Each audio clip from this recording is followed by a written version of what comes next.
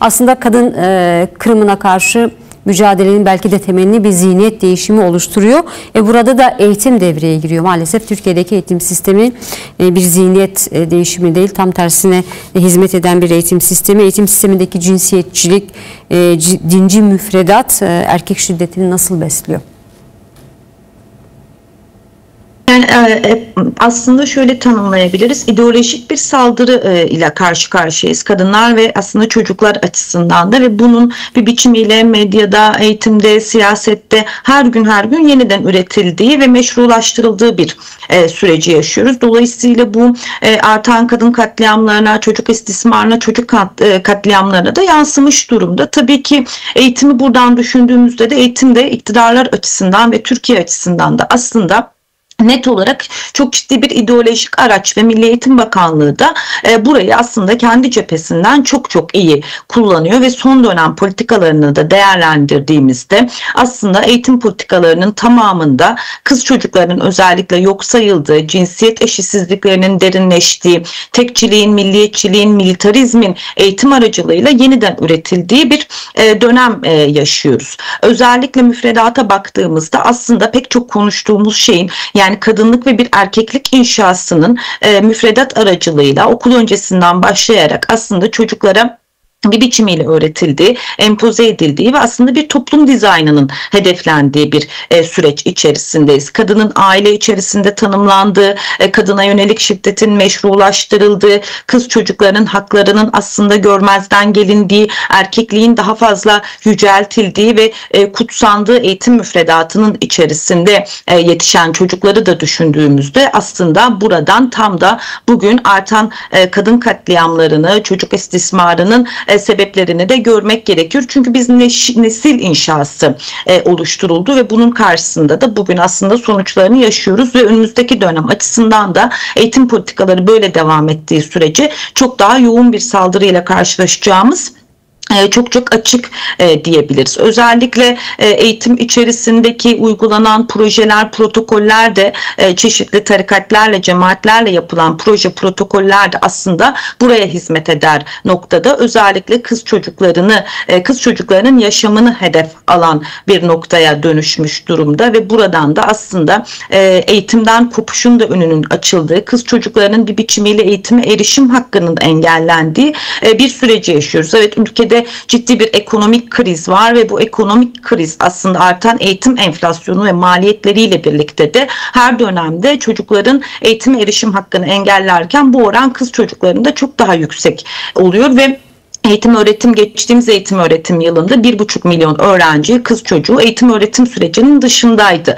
Ve bu dışında olan kız çocuklarının aslında nerede olduğu, neye maruz kaldığı, evlendirildi mi, aile içerisinde bir şiddete mi, istismara mı maruz kalıyor, buna dair hiçbir veri söz konusu değil ki Milli Eğitim Bakanlığı eğitim dışında kalan çocukların herhangi bir biçimiyle takipini yapıyor da değil ki bunu basına yansıyan olaylardan da gördük. Okul çağında olan çocukların evlendirildiği, istismara maruz kaldığını, davaların açıldığı süreçleri de görüyoruz. Özellikle yine göçmen mülteci çocuklar istismara çok daha açık durumdalar ki eğitim sürecinin de tamamen neredeyse dışındalar. Yine ana dilinde eğitim alamayan çocuklar açısından. Dolayısıyla eğitim hayatının bu kadar dışında olan çocukların da hangi ortamda ve neye maruz kaldığına dair de bir veri de yok. Yine Aile ve Sosyal Politikalar Bakanlığı'nın da buna ilişkin paylaştığı verileri, yıl içerisinde kaç tane çocuk istismara uğramış, süreç nasıl gelişmiş, dava süreçleri ne durumda, buna ilişkin de bir süreç söz konusu değil. Tabii ki eğitim süreci içerisinde de çocukların istismarıyla karşı karşıya kalıyoruz. Okullardaki görevlilerin, öğretmenlerin istismarıyla karşı karşıya kaldığımız çok fazla azımsanmayacak kadar vakayla karşı karşıya kalıyoruz. Ama yine cezasızlık politikaları aslında burada da devreye giriyor. Bir biçimiyle okullarda yaşanan olayların üstünün kapatılmaya çalışılması, bildirimde bulunulmaması, çocuğun korunmaması, yine Milli Eğitim Bakanlığı'nın açtığı soruşturmalarda faili koruyor olması son dönemde okul içerisindeki istismar durumlarını da, istismar olaylarını da artırmış durumda ki buna ilişkin de Milli Eğitim Bakanlığı'nın en başta da söylediğim gibi bir politikası olmadığı gibi çocuk haklarını esas alan, çocukları gözeten, çocuğun üstün yararını gözeten bir politik hattı ya da bir uygulaması da yok. Aksine tam tersine cinsiyetçiliği derinleştiren bir uygulama sürecini devam ettiren bir noktada. Yine şurayı da eğitimi değerlendirirken mutlaka değerlendirmek gerekiyor. Eğitimi pek çok yerde son dönemde olmaması. tartışmalar da vardı. Onu da sormak istiyorum şimdi. Okullarda kız çocukları ve erkek çocukların ayrıştırılması da tartışılıyor. Belki çok yaygın bir şekilde değil ancak bazı bölgelerde bu tartışmalar yürütülüyor. Ve toplumsal cinsiyet eşitliği eğitimden çıkartıldı. Artık böylesi bir eğitim yok Türkiye'de. Tüm bunlar genç kuşaklar nasıl etkiliyor? Öğrencilerin üzerinde nasıl bir etkisi var? Bunu nasıl gözlemliyorsunuz? Yani toplumsal cinsiyet eşitliği aslında eğitim politikalarında bir bütün olarak hiçbir zaman yer almadı ama son dönem açısından da tamamen kaldırıldığı, hiçbir biçimiyle yani müfredat içerisinde ders kitaplarında da yer almayacağı üzerinden bir çalışma yürütüyor zaten Milli Eğitim Bakanlığı. Bizim Eğitim Senı olarak 8 Mart'ta yaptığımız toplumsal cinsiyet eşitliği dersine de ciddi bir saldırı geliştirmişti ve buraya ilişkinde kriminalize eden bir tutum geliştirilmişti. Bugün karma eğitim tartışmaları aslında yeni karşılaştığımız bir tartışma değil.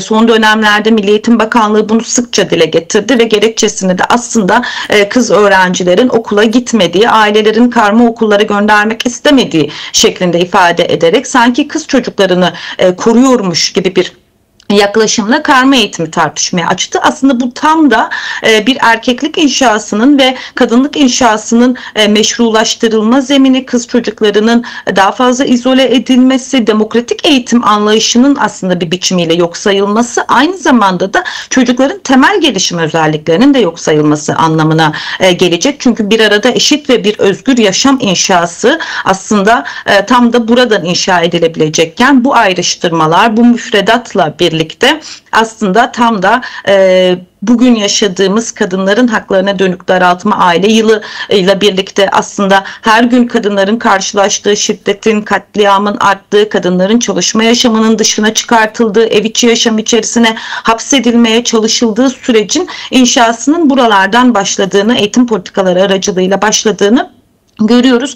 Yine bir diğer boyut eğitim açısından yurtlar sorunu, yani yurtlarda çocukların istismarıyla ciddi anlamda karşılaştık ve karşılaşmaya da devam ediyoruz. Ancak çocukların okula erişiminin olmadığı noktalarda aileler çocuklarını bir biçimiyle çeşitli tarikat yurtlarına vermek durumunda kalıyorlar. Yine burası da çocuklar açısından hem bir asimilasyon politikası aracı hem de aynı zamanda istismarın bir biçimiyle hedefi haline geleceği mekanlar durumuna geliyor. Dolayısıyla şuradan bakmak gerekiyor. Evet, mevcut eğitim sistemi bu haliyle ciddi anlamda cinsiyetçiliği, erkekliği derinleştiren bir eğitim sistemi ama çocukların eğitim sistemi içerisinde olmadığı süreçte yine çocuklar açısından başka riskleri de barındıran, takibinin yapılması gereken bir süreç. Ama toplumunda da hem eğitim politikalarının cinsiyet eşitliğini hedefleyen, buradaki eşitliği, özgürlüğü, demokrasiyi, çocuk haklarını hedef alan bir yerden düzenlenirken aynı zamanda çocukların da önleyici, koruyucu tedbirlerle okullardaki psikolojik danışma hizmetlerinin artırılmasıyla daha fazla korunmasının hedeflenmesi gerekir.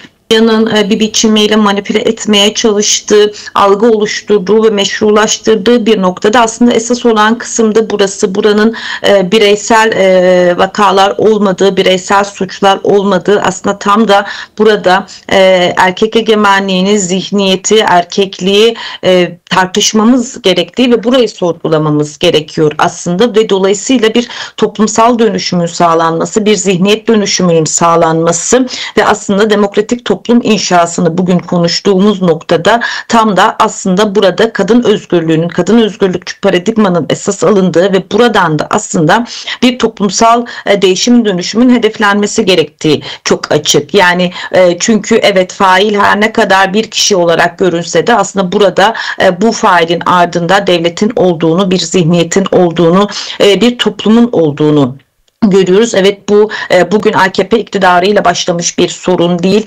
5000 yıllık bir ataerki inşasından bahsettiğimiz ve her geçen günde kendini bir biçimiyle yeniden inşa ettiği bir süreçte değişim ve dönüşümün de ancak mümkün olduğunu da biliyoruz. Çünkü bir biçimiyle buraya dair her ne kadar meşrulaştırma zeminleri oluşturulmaya çalışılsa da aksine burada esas olanın zihniyet değişiminin sağlanması gerektiği yönünde, ki bu ancak işte eğitim politikalarındaki değişimle, toplumsal yaşamdaki medya dilinin değişmesiyle, siyasetteki yaklaşımın değişimiyle, bir biçimiyle aslında her alandaki değişimin sağlanması, zihniyetin sorgulanması ve bu zihniyete karşı mücadeleyi esas almak gerekiyor. Bazen bizler de meselenin çok özünden spesifik durumlara odaklı bir tartışmayı yürütüyoruz ama aslında buradaki toplumsallığı tartışmak, toplumu tartışmak ve devlet politikalarını tartışarak buradan da değişim dönüşümü bir biçimiyle hedeflemek gerekiyor. Eğitim açısından da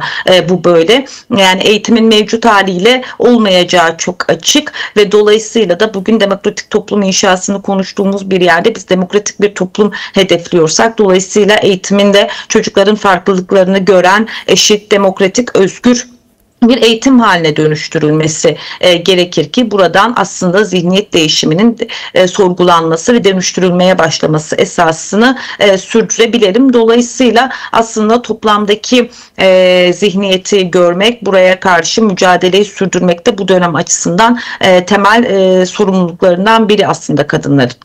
Peki ne yapmak gerekiyor bu noktada? Bunu da sorayım. Nasıl bu değişim, dönüşüm Yani nasıl yaratılacak?